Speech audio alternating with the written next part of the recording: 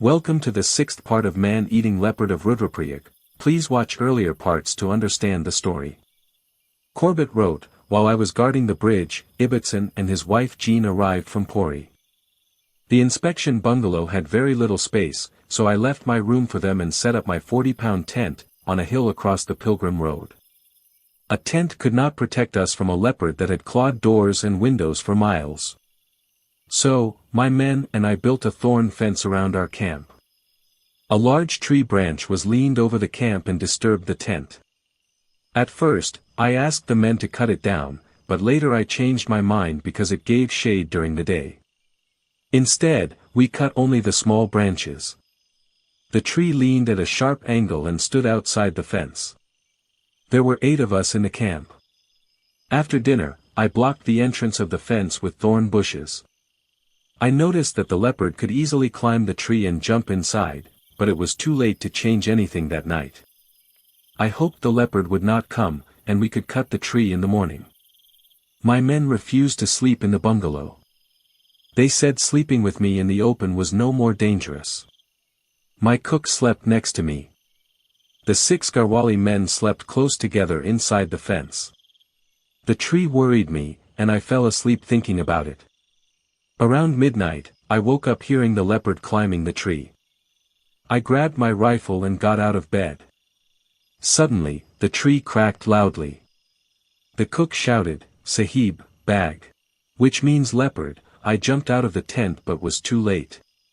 The leopard leapt away onto a terraced field and escaped into the hills. A jackal's warning cry told me the leopard was gone. Later, the cook told me he had opened his eyes and seen the leopard's face just before it jumped. The next day, we cut down the tree and strengthened the fence. The leopard did not disturb us again, but we knew it was still nearby. A few days later, a cow was killed in a village 2 miles away.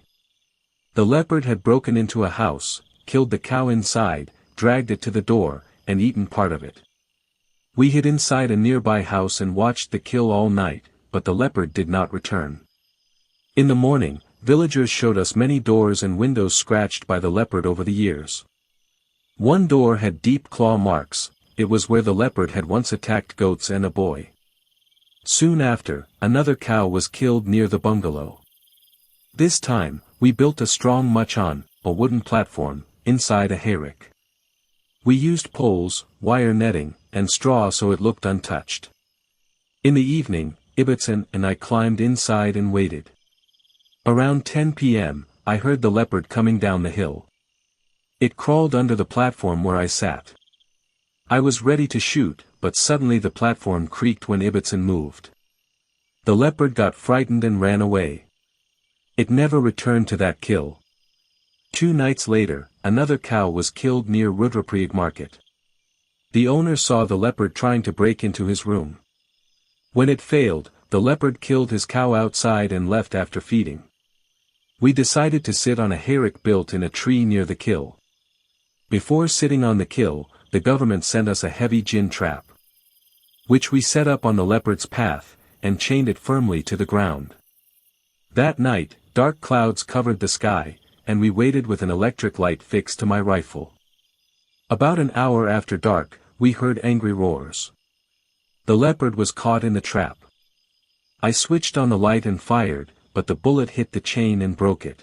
Freed from the peg, the leopard ran across the field in huge leaps, carrying the heavy trap in front of him. I fired 1 shot, and Ibbotson fired 2 shots from his shotgun, but all the bullets missed. While trying to reload, I accidentally moved the electric light, and it stopped working. Hearing the leopard's roars and our gunshots, people rushed out of their houses from Rudraprayag Bazaar and nearby villages. They came running with lanterns and burning pine torches. We shouted at them to stay back, but they were making too much noise to hear us. I carefully climbed down from the tree in the darkness, holding my rifle. Ibbotson lit the gasoline lamp and lowered it to me with a rope. Then he joined me on the ground, and together we followed the leopard's path. In the middle of the field, there was a small rocky rise. Ibbotson held the heavy lamp high over his head while I walked beside him with my rifle ready. Beyond the rock was a shallow hollow. There, crouching and growling, was the leopard, facing us. I fired. Within minutes, the leopard was dead. Soon, an excited crowd surrounded us. People danced with joy around the animal that had filled their lives with fear for years. The leopard was a very large male. The night before, it had tried to break a wooden partition to reach a man. It had been shot in an area where many people had been killed. These were strong reasons to believe it was the man-eater. Yet, deep inside, I felt it was not the same leopard I had seen earlier near the dead woman. That night had been dark, and I had seen only its shape, but still, I doubted it. The Ibbetsons led the way as men carried the leopard on a pole through the bazaar. Hundreds of villagers followed. I walked behind them, the only person in that crowd, who believed the man-eating leopard of Rudraprayag might still be alive. As we walked, I remembered a story from my childhood about two brave men who once faced a dangerous elephant at night using only a lamp and a rifle. Even though a leopard is smaller than an elephant, walking toward a wounded and furious leopard while holding a lamp takes great courage. For the first time in many years, every house in the bazaar stayed open. Women and children stood in their doorways. The march was slow because people kept stopping to let children come close and see the dead leopard. At the end of the street, the crowd turned back, and our men carried the leopard proudly to the bungalow. That night, during dinner, we debated whether the leopard was truly the man-eater. We could not agree. Since Ibbetson had to return to Pori and I was completely exhausted, we decided to skin the leopard the next day and leave the area soon after. All day, people from nearby villages came to see the leopard. Most of them said they recognized it as the man-eater. This made Ibbetson more confident that they were right and I was wrong. At my request, he agreed to two things: to warn the people not to relax their safety, and not to inform the government that the man-eater had been killed. We went to bed early, planning to leave at dawn. Before sunrise, while I was having tea, I heard voices on the road. This was unusual. I called out to ask who was there. 4 men climbed up to my camp and told me that a woman had been killed by the man-eater across the river, about a mile from the Chatwa people bridge.